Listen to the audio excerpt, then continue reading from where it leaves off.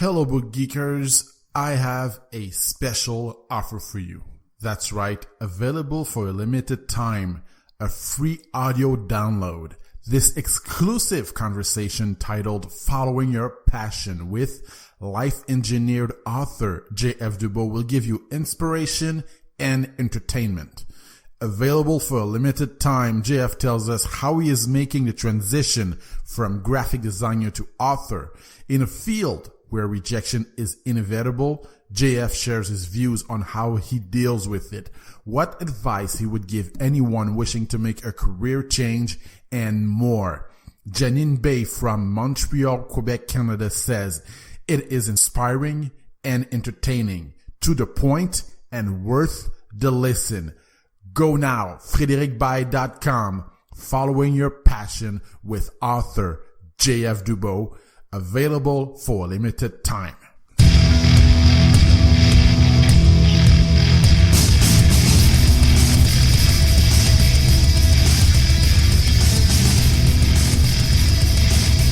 Hello everybody.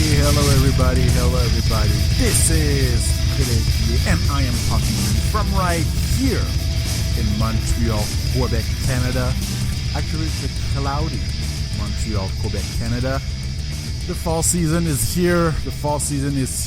Winter is just around the corner. The leaves are turning red. They're turning yellow. They're turning orange. They're turning all the possible colors. They're falling off the trees. I mean, I don't like winter and I'm okay with, fall, and I'm okay with autumn and all of that. The landscape looks good, I have to admit, but it's still not my favorite season. It's announcing a cold season, a season where I'm going to walk on ice and my car is going to be frozen, and I just don't like it. I can't wait to be in Guadeloupe. That's right, I'll be in Guadeloupe December 20th until January 4th. That's going to be a great time. I'm going to go for Christmas over there. Anyway, so a little tidbit from my personal life. So thank you so much, people. Thank you so much for pushing the download button. I just want to thank you, all my Twitter followers, my Facebook followers, everybody out there. Thank you so much for your time, your likes on Facebook, your comments on Twitter, about my tweets. And to all my subscribers, thank you very much for being part of my life. You are part of my life. It's very, very important for me to bring you the best possible material. So you are listening to the Book Geek Show. That's right, where books and only books rule. We talk about other stuff also, don't get me wrong. But I am a geek. That's right. I am a guy. I am a dude. I am a bookworm. I am a writer. I am a host. I am a friend. I am a partner. I am an animal lover. I am a sensitive guy, ladies. I am a sensitive guy, ladies. I am that. But I am also a hard guy. That's right. All right. This podcast is about fiction and nonfiction books that we love. Books change lives. Books entertain. Books make us grow. Basically, it is a live podcast. It is free every time you download it on iTunes. Please go over there and subscribe. It is listener supported. So the way you can do that is tell a friend, leave a review on iTunes. Leave reviews on iTunes. Tell me what you think about the show. What should be enhanced? What should I do? What should I not do? Tell me, leave a review, and it's good also for the algorithm. So that means that more people will be able to listen to the show. So for more podcasts, free gifts, articles, subscribe at www.frédéricbaye.com. You can find me on Twitter at byfred, or on Facebook. Simply type in my name, Frédéric Baye. Frédéric Baye, or in French, Frédéric Billet. That's right. And you will be set. Hey, I always like to start off with something funny. Listen to this. A proud and confident genius makes a bet with an idiot. The genius says, "Hey, idiot, every question I ask you that you don't know the answer, you have to give me $5. And if you ask me a question and I can't remember yours, I will give you $5,000. The idiot says, "Okay." The genius then asks, "How many continents are there in the world?" The idiot doesn't know and hands over the $5. The idiot says, now me ask, what animal stands with 2 legs but sleeps with 3? The genius tries and searches very hard for the answer but gives up and hands over the $5,000. The genius says, dang it, I lost. By the way, what was the answer to your question? The idiot hands over $5.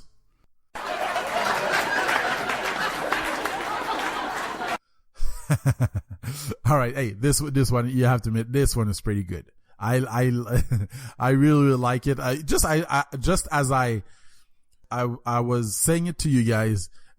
I'm laughing it still. I think it's a very good joke. Anyway, hey, last week on my blog, I talked about Truth in Dating, a book that I read, a nonfiction book that I read years and years ago. That was like 10 years ago while I was living in Louisville, Kentucky, in the United States. A great, great book. I talk about it in my blog. I mean, it's a book that really enlightened me. I was quite young at the time, and I wanted to know more about women. That's right. I am a guy, like I said. I am a dude, like I said, and I wanted to know more. I was kind of upset with my relationships and my relationship life. I felt that I knew absolutely nothing. So I went to the closest library and I picked up that book. So anyway, I talk about it in my blog. Go check it out if you need entertainment, inspiration, motivation, everything in between. Go now to fredericbaye.com. One more thing. Tomorrow, October 21st, I did an interview with another author. She interviewed me. Her name is Ghaan Ima. You're going to hear about her later on this podcast. And she did an interview, with me, a written interview. And she asked me it was a very interesting interview actually, because she really asked me great questions about my life, about my career change, how I made the career change, how I felt. I was trying to be as honest as I could be. As usual, I always try to bring you the most, I try to bring you to show you who I am, to bring you my heart, to share my soul. And her questions were in depth.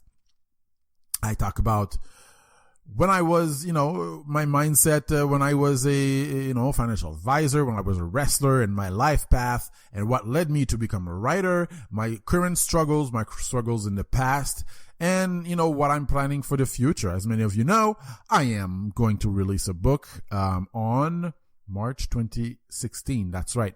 March 2016. Put that date in your calendar. It's going to be released at that time. It has to. It really has to. And I'm finishing another book, another novel. The title so far is The Witch from Geneva. Does that inspire you something? A mix of eroticism, with spirituality, with romance, everything in between, action. If you love eroticism, well done. If you love sensuality, if you love mystery, if you love spirituality, if you like to just get in depth of things, this novel, I believe, will satisfy you, on that level. One thing I would like to mention. Last week, I did a podcast on Islam. I interviewed a good friend of mine. She is a Muslim, and I got a few messages on Twitter, and I got a few people, that I don't know if they were offended by the fact that I spoke about Islam, but look, the bottom line is this.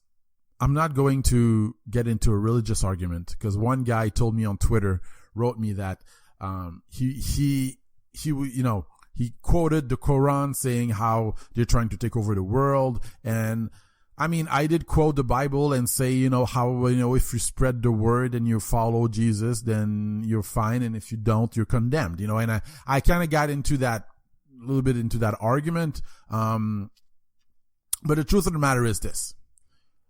I'm not here to tell anybody how to think or what to believe. I'm not about that. I think all religions are good. I think all, faiths are good. It just depends on how you use them and which one you choose. I feel that for me, I represent a lot of people my generation where we don't really want to associate with a particular religion. We want to have a free spirituality. We don't want to be, you know, it's like Wayne Dyer said, you know, you can be, he's like, he wrote, recently, actually, I read that. I thought it was very profound. He wrote something in the words of, he's not looking to follow Jesus Christ. You know, he's trying to be Christ-like. Same thing with Buddhism. He doesn't try to be a Buddhist. He tries to be Buddhist-like. I think there's a difference. And, anyway, that's just my opinion. And anyway, that's the shout out I want to, that's just a parenthesis I want to say. Not here to tell anybody how to think, or I'm not for a particular religion. One last thing before we go to the interview. I have to tell you this little bit of a story that happened to me this week. Actually, it happened to me yesterday. I was at a red light, and somebody hit me from behind with their car. And I mean, I bounced and I was going at what, like 20 kilometers an hour. I mean, it's really nothing at like 10 miles an hour I was going to.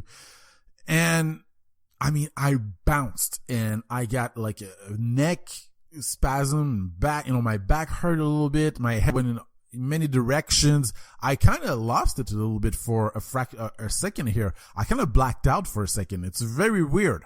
And anyway, turned out that the car had nothing. We didn't, you know, call the police or anything. We didn't, and I was fine. I'm fine. I massaged my, my neck and my lower back, after the incident. And I just thought about what if, man, if you get hit, if at 20 kilometers an hour, I get this kind of, my body has this kind of reaction, like I almost black out. I can just imagine what it would be like at 50 kilometers an hour, at, you know, 60 miles an hour, 100 kilometers an hour.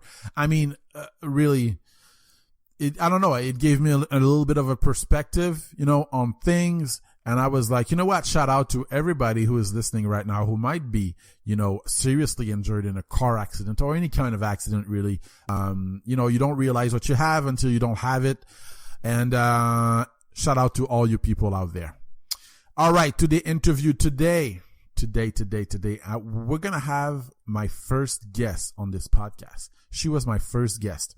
At the time, she hadn't, released her book. Now she did. We're going to talk a little bit about that. And you know what, guys? Do you love sci-fi? That's right. Today we read a classic sci-fi novel, Dune, by Frank Herbert. I am joined by Les Larmes du Dragon author, The Tears of the Dragon author, and she's also my friend, Ghaan Ima. You know, as you're going to hear in the interview, I'm not a guy who reads sci-fi. I love stuff that could be real, you know. I prefer stuff that, you know, could really happen in real life. But after I did this interview, I was like, man, you know what? I'm going to read that book. She really convinced me for the first time, like, I'm inclined to read this. And plus, it's really considered a classic. So people, sit back, relax, and enjoy this show as we chat about a book that is to science fiction what Lord of the Rings is to fantasy, according to the Library Journal. We are going to be joined by my friend Ghaan Ima. Let's get to the interview. Hello. This is Frédéric Billet, and we are here with Ghaan Ima. Yeah. Author. Hi. Hi, how are you? Fine, and you? I am fabulous. Thank you again for joining this show.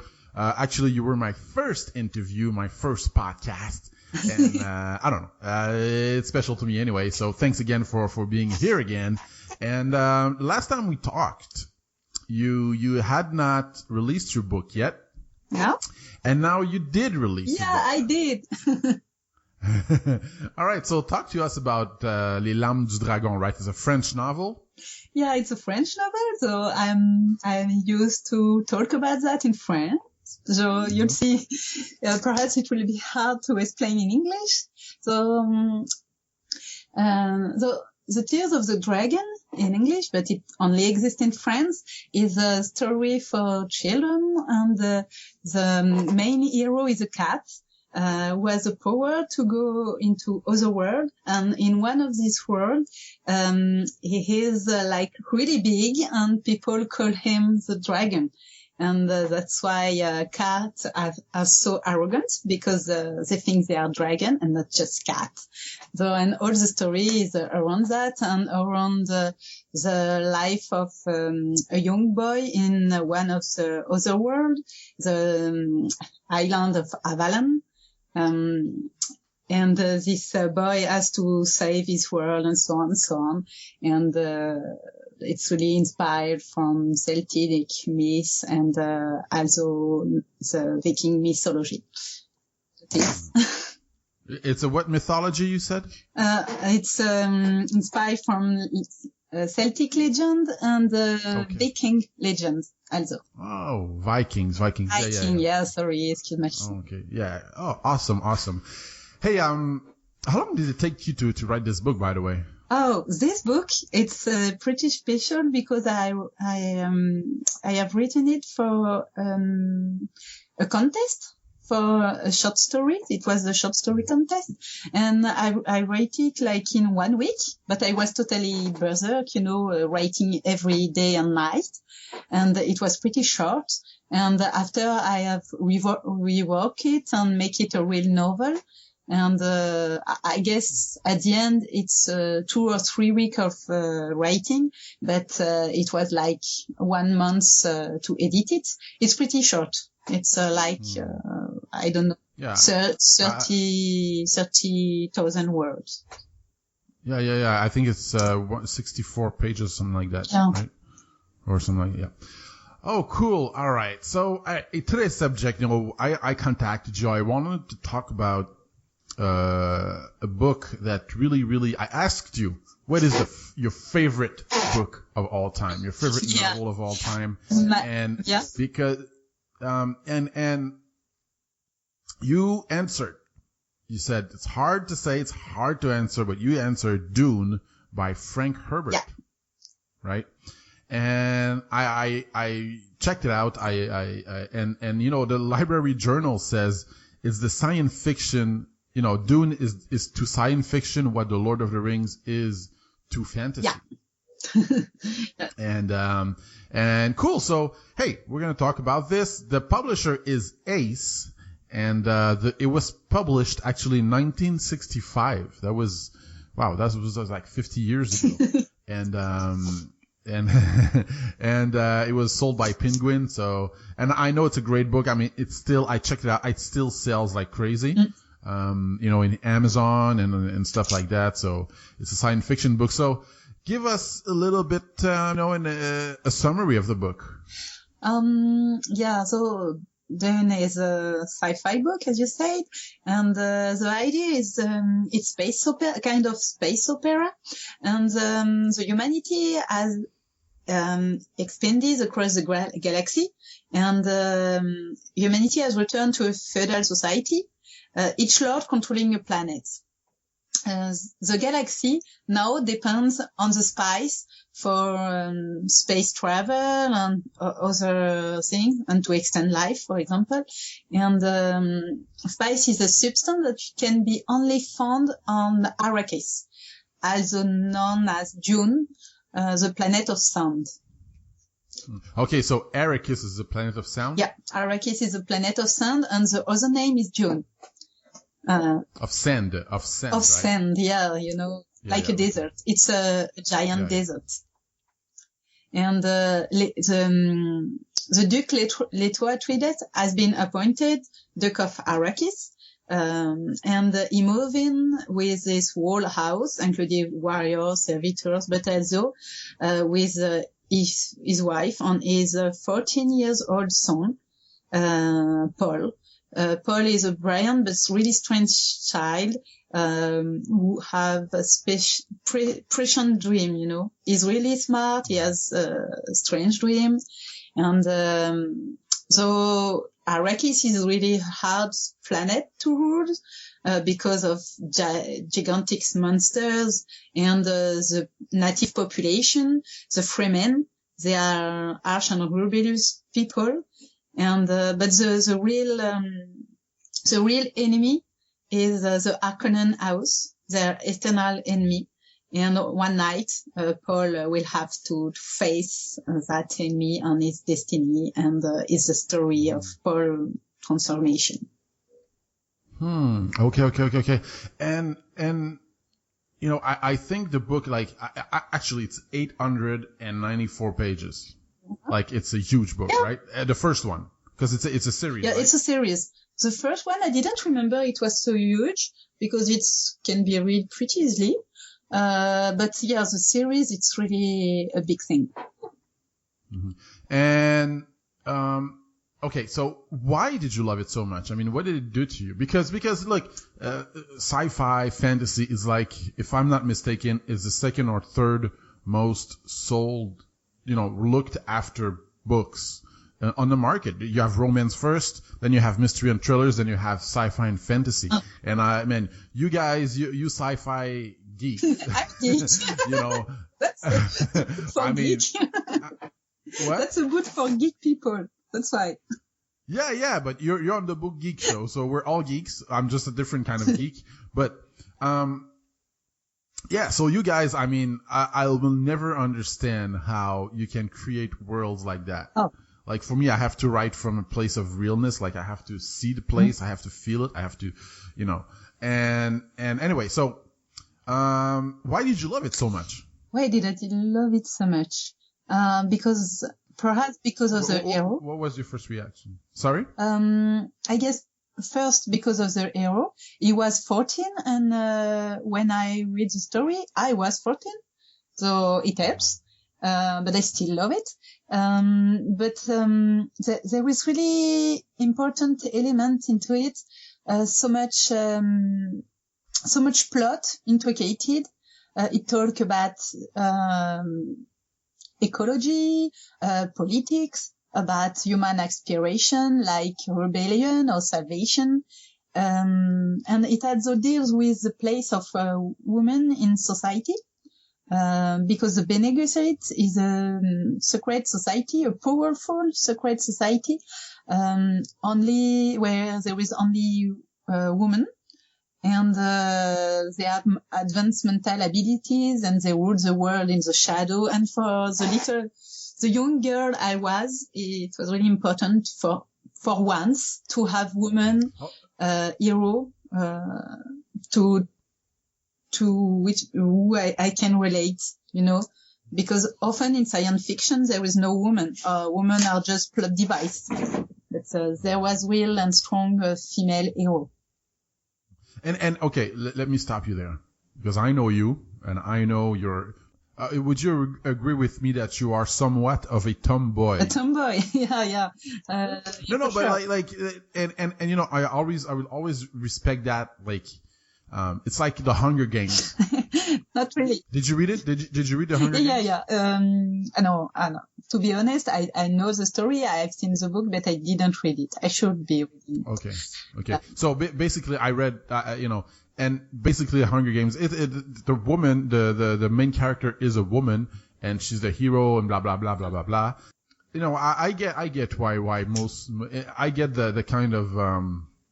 It's tiresome to always read something written when the male is the hero. Yeah, not only when the male is the hero, but when there is no real strong female character around, woman character around him. And also, you know, for example, Robin Hood, she's a fantasy writer, but she always had men for heroes, but her men are like women because they feel things. They have some moral really close to women, and they act really close to women. You know, but a lot of books are written for men, and there is no sensitive sense of. I don't know how to say that. It's not close to women who hurt. And it is not close to women's heart. Heart, yeah. Mm-hmm. And why is that? Because here we have like Frank Herbert, who's obviously a man. He's now. No. It was just he died in 1986. Yeah, we can focus on that, but I think that's not the better thing in Dune. The place of women, it's important because it's different for his time. But that wasn't the real reason that I loved Dune. And as you said, I was a tomboy and I was used to have only boys in science fiction. So, he's not a feminist. He's not so close from women, but it was one of the dimensions of the book. And this book, in fact, is really complex. It's like there is, 5 plot intricated altogether and in one book? Yeah, in one book. Oh, yeah. Wow. And okay, so, but, because I checked it out too, and you also have like maps there, and you have like, it seems like a huge, it takes time to read that, doesn't it? Like there's, there is a map, there is a plot labyrinthine. There's all sorts of. It's a universe. Yeah, that's it. It's a world. Yeah, that's it. It's a world. And he spent a lot of time working on Dune, and he made a lot of research, and so I guess that's why it's so complex and so deep in the meaning, because at that time it was pretty new to speak about ecology and human aspiration, and it was really something. Okay, so that was going to be my next question. What are the main issues that the book raised? The main issues, you mean? You just mentioned ecology. Yeah. Okay. Yeah. Ecology, religion. It talk about religion because the freemen. How does he talk about it? It talks about yes, it's the rise of a messiah. In fact, it's really strong. The way he taught. He invented a religion. He invented a world religion, and he showed us how it started. And it's quite polemic. Polemic? What is polemic? I guess now, less at that time, but now it could be polemic to say that religion can be analyzed and we can see how it works and how it begins and how it ends. Mm-hmm. Okay. But what do you mean by polemic, though? If I said you that there is condition, there is people manipulated the new religion. Okay, so it's like political. Yeah, it's really political. Okay, political, yeah. Political. It talks also about ecology, and there is also mystic stuff. It's really, really strange. All right. All right. What are the other issues? Are there any others? As I said, the place of women in society, and that's it. All right. Is there a particular chapter that touched you? A chapter, I read it the last time there is some years ago, so I can't say a chapter. There is a moment where I can't say it touched me, but it deeply disturbed me. It's a moment where the hero develop his power, his mental power, psychic abilities. I was 14. I was asking myself a lot of questions, and at that point, seeing that hero overcoming a psychic transformation was really strange, and his mind was unable to stop working, unable to think anything. And when you are 14 and you put yourself in this situation, it's really strange, and it's totally a new mental experience.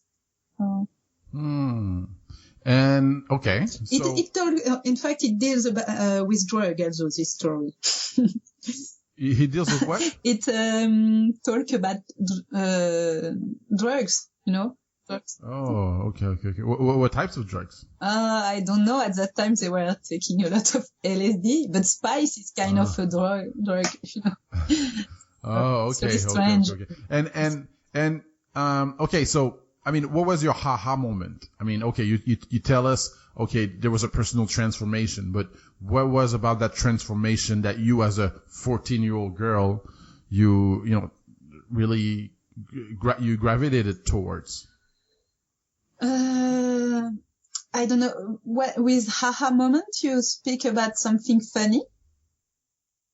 Yeah, it can be something funny. Yeah. But I mean, something that enlightened you. Now you just, because you just talked to me about, okay, the personal transformation was awesome. Yeah. Like now, but what was about that personal transformation that really touched you? Because there are 14-year-old girls who are maybe listening to this show, and they, you know, and when, you know, they're all going through what you went through, Sure. obviously at times, and sometimes, you know, but sometimes we read books to discover more about ourselves. I think that's why we read. Don't you think? Yeah. To lose ourselves in something, to forget about our lives, but at the same time, to immerse ourselves in somebody else. Yeah. It was really strong to be immersed in Paul Atreides' life, because he, at some point in the story, he met the first people of Arrakis, and he became part of this population. He experiments a new way of living, and he became like a god of war. And it was really something to be on Arrakis, having to work without sound during the night in the desert, taking care of not being noticed by the sandworm. It's really horrific monster, to fight the enemy, to, you know, it was really a strong experience for a young woman. Okay, I get it. And what was the ha-ha moment? What was something really funny? Yeah. No, it's really a serious book. There is some moment how you smile because this character think he's powerful and is like taken down by a woman, or this kind of stuff. But there is no moment where you really laugh. Okay. And okay, so overall, what impact did the book have on you?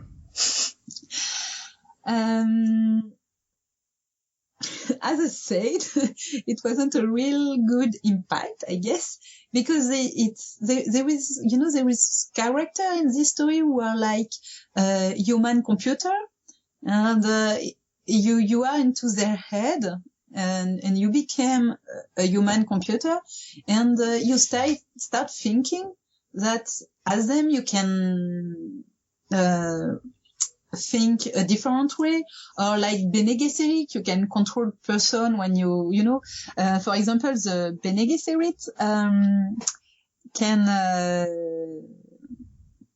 how to say, can guess what people are thinking just looking at them, you know, like a mentalist.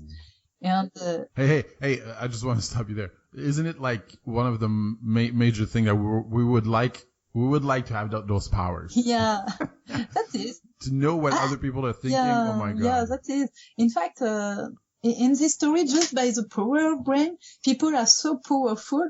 So you start thinking that you can train your brain and make him do stuff that you normal human can do. And at some point you realize that you can't. So. Okay. So you said it was like a mentalist? Yeah.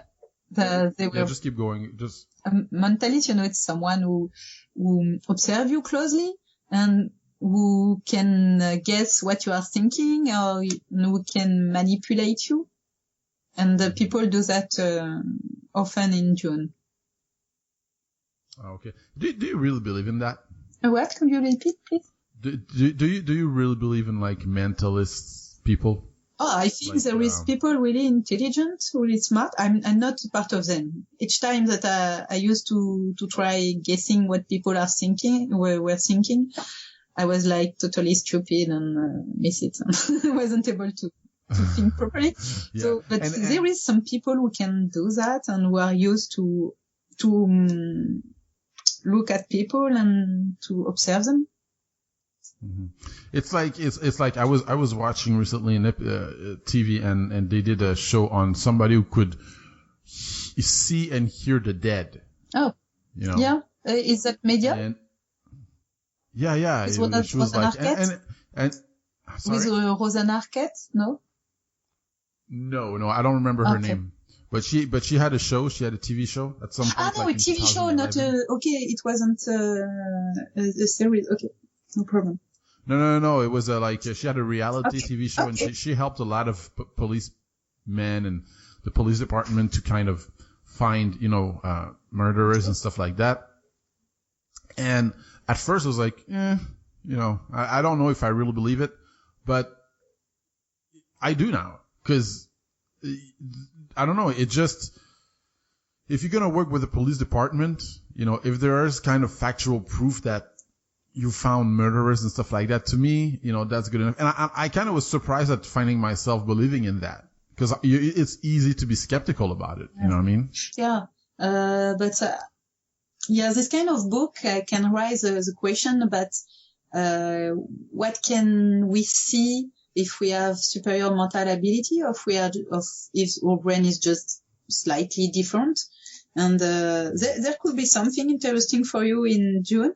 The guy says that we have the memories of all our ancestors in our blood, and we can access those memories. I believe that somehow. But even in reality, I believe that. Because okay, if you go to certain countries, if you come to Canada, if you come to Quebec, I'm sure you felt it when you came here. It's very young city, like the atmosphere, right? For sure. Whereas if you go to Italy, if you go to France, if you go to all these ancient cities, you feel the richness of the place. And even in and this is somebody who told me, it's a Jew actually who told me that, if you look at communities who have been oppressed in the past, now they kind of have this ruggedness. They kind of have this thicker skin about them. Certain communities like the Jews, I see. That could be cultural, or that could be, I don't know, in heritage. Yeah, but that's the thing. But like you mentioned in the book, they say, you said that the mind remembers old ideas, like it remembers the past. I think our body does that too.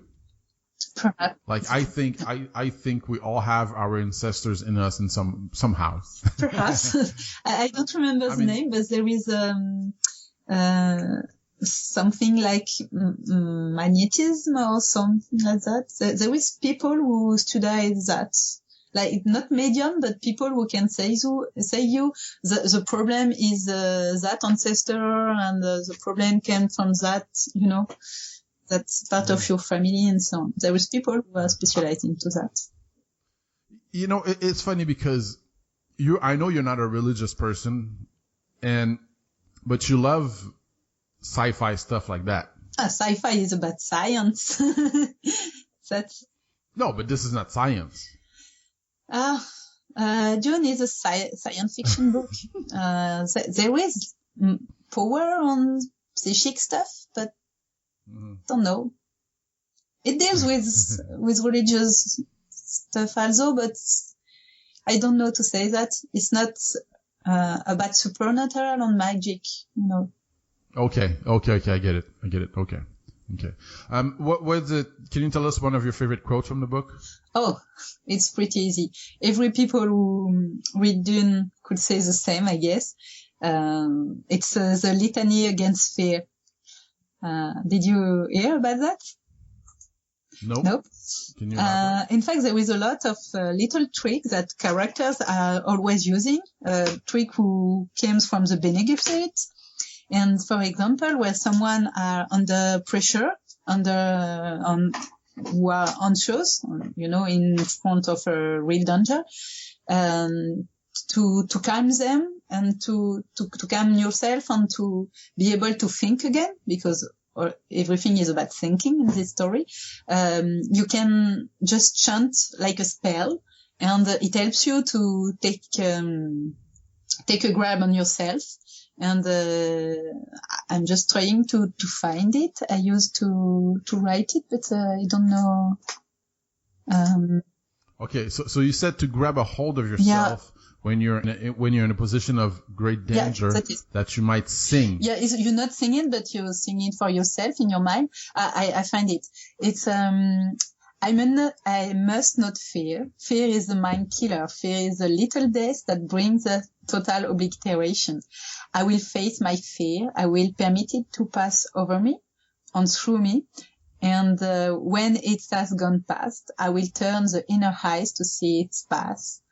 Where the fear has gone, there will be nothing. Only I will remain.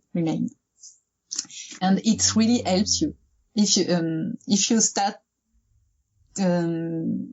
thinking about that and trying to remember it when you are under stress or under pressure, you will calm down. End of work. Yeah.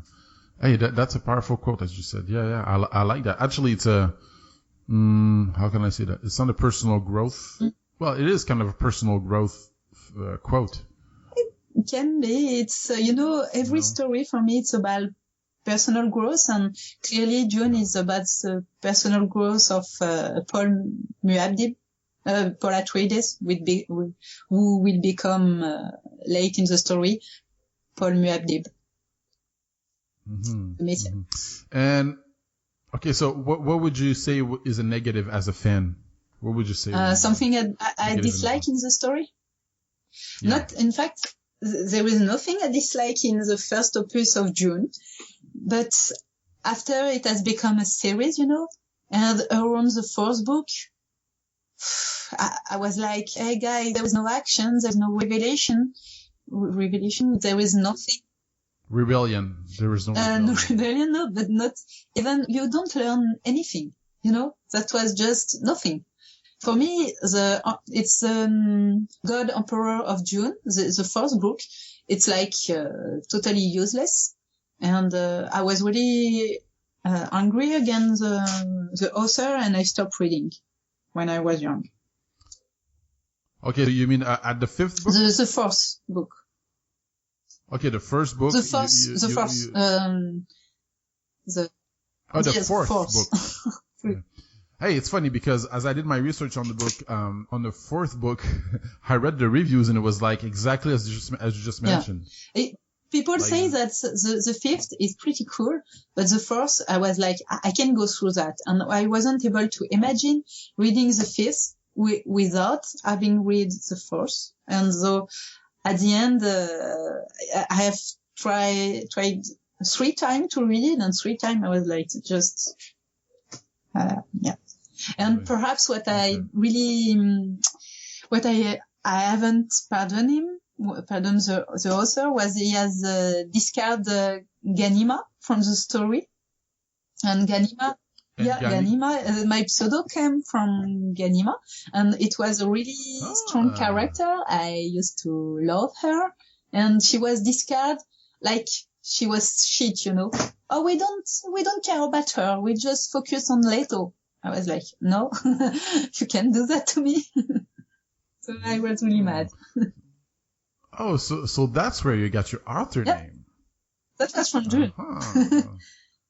Oh, cool. Okay, and does it write the same way as? I have to change it because if you type Ghaan Ima on Google, you'll find a real list, a big list of people calling them Ghaan Ima because it's normal. And so I change it. I spell it Ghaan, Ghaan, and a part I-M-A. Space? In two words, in fact, and there is a two A at Ghaan. I have to change the spelling and so on. So Ghaan like nose, space, I-M like mom, yeah. A. Okay. Excuse my spelling. Hey, what is the main lesson you learned from Dune? The main lesson? I have this feeling of repeating myself quite a little bit. I guess it's I was 14 and I learned that you can manipulate people, you can think about what people are thinking, you can think about yourself, you can when you are a child, you only think about what you want and what you do. You don't think about what you think you are doing, And it changed that. It really opened my mind. Yeah, and important skill to learn, I think, in life. When you know you can be manipulated, and you won't do it, but you understand there is something else that what people say and what people do. Yeah, and I was listening to Tony Robbins recently, and his quote always like resonated with me. He says, when two people meet, one with experience and one with money, the one with experience ends up with the money, and the one with the money ends up with experience. you know what I mean? And I think it relates to... Yeah, I totally see what you mean, but I really dislike this kind of way. I know the world works like that, but I really dislike it. Yeah, I know. I don't know if anyone really. And I think when you are really intelligent and smart, you don't steal other people's money. You help them to keep it. Yeah, I know, but sometimes we say that the world is like the law of the jungle, but I don't know. To me, I'm beginning to think that it's the law of the smartest. The law of the wise. I love the people who are wise, but in a social way, and in a human way. And there is that will be the theme of one of my books one day. But there is a lot of sociopaths in our society. A lot of people really smart, but with no heart. And that's really a problem. And we are starting to think that that's normal, and that's the way we have to act, the way we have to be to success into this life, but into this society. But I guess it's really how to say that's just killing us. Yeah, I know. I was listening to a day in the life of a dictator. Yeah. On TV, and it's exactly what you just said, sociopaths and stuff like that. I mean, you gotta be a little bit, crazy to do certain stuff that these people did. Mm-hmm. But anyway, hey, to whom would you recommend the book? Oh, so it could be arrogant to say that, but frankly, I will recommend it to everyone who wakes up one morning and say, hey, I feel like writing sci-fi, because there is a lot of people who want to write sci-fi and who haven't read Dune or even, I don't know, Asimov or Gibson or other really important sci-fi author. So if you want to write sci-fi, please read sci-fi and good sci-fi. Mm-hmm. All the reference. But for those who don't like sci-fi, who don't want to read, who do not want to read, they just like people who want just to read. I guess everyone wants to challenge his mind a little bit. Someone who are interested in social science, someone who wants to be on another world, something really realistic, and to be like transport somewhere else during I don't know, a few days. Okay, that's cool. Hey, so can you repeat us what's the title of your book? Oh, it's Les Larmes Du Dragon. It's only in French, and please translate. Yeah, it's the tears. Yeah. Hey, by the way, you know that Amazon now has a translation service. Oh, it could be quite expensive, no? If I manage to, if I manage to earn like 2,000 or 3,000 euro with my book, perhaps I use the translation service. For the moment, that's not really. I can do that, but yeah. So it's the Tear of the Dragon, and there is also a subtitle. It's the world traveler, because it already exists, the Tears of the Dragon, and I didn't check that when I first published it. It was totally stupid, but that's what I've done. So, and there is a subtitle. C'est Les Larmes du Dragon, le passeur de monde. All right, cool. And where can we find you? On Amazon only. It's self-publishing. Okay, but do you have a website? Oh, yeah, Facebook? I have a website. It's ghanima.com. So GHAANIMA.com. And okay, cool. On Facebook, it's Ghaan Indie Writer. And what do you have on your website? Well, if I'm Mr. and Mrs. I'm looking for a good book to read. I'm looking to follow a good writer. What do you have on your website? What I have on my website, there is some free stories. When I start a stories, often I put I do some pre-publication. I put the chapter online. There is also some poems, and also I'm writing a lot of articles about writing or to create a scenario. I'm analyzing, Vogler's theory, Mackey's theory, and all this other stuff like that. I'm trying to be better, so I'm studying a lot. That's the only way, to improve. That writing for sure. Hey, Ghaan Ima, that was thanks for showing up. Thanks for making us discover interesting book. Actually, you know what? I don't read sci-fi, but you gave me a little bit. Yeah, I'm gonna read it. Just right. I feel like reading it. No, because I feel like I can learn something. Oh yeah, from Dune, for sure. It's really.